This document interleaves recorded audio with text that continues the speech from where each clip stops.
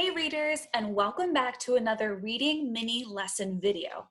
This morning, we read another amazing story by the author Ezra Jack Keats. This morning, we read A Whistle for Willie. Now, whenever we read a story that we really love, usually we run to our friends or we run to our family and we start telling them all the things that happened in the story.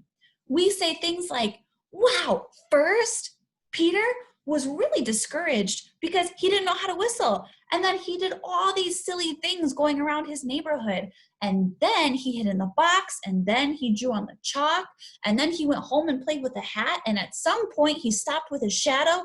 And at the end of the story, but there's a more organized way we can talk about what happened in a story.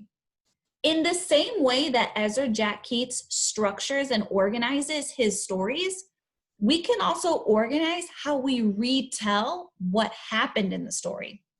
That way, whoever we're talking to understands what happened in the beginning, in the middle, and the end.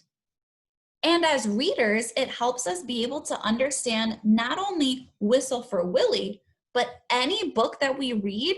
We can think about all the main things that happen by thinking about the beginning, the middle, and the end.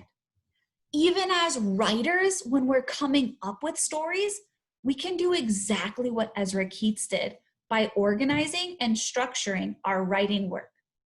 So I want you to watch me as I retell Whistle for Willie across my fingers.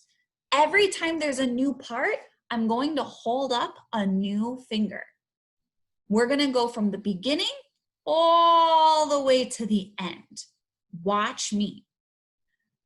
First, Peter is discouraged because he doesn't know how to whistle. Then he explores his neighborhood as he practices, and he tries his best to whistle. It's not easy, but he doesn't give up. Finally, Peter learns how to whistle and surprises Willie. Everyone is really proud of him, especially Peter, who happily whistles away to the store. Did you see the way that I retold Whistle for Willie across my fingers? I told you the beginning, the middle, and the end. Like I said, a lot of stories that we read are very similar, and they include those three main parts. Always remember when you're reading a story to think through what happened from the beginning all the way to the end. This can help us better understand what happened in the story and maybe some of the relationships between the characters. Today in writing, we are going to work on planning our story. And just like Ezra Keats did, we are going to organize how to share our story across our fingers using a beginning, a middle, and an end. I want you to go back and grab someone from home, a friend or a family member, and pick a favorite story that you have from home. It could even be one on epic books.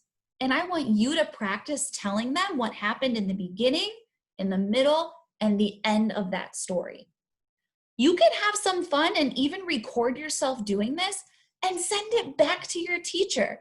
I'm sure they would love to watch you practicing this skill. And I'm sure they would post it on their Google Classroom for all of your friends to see. Have fun!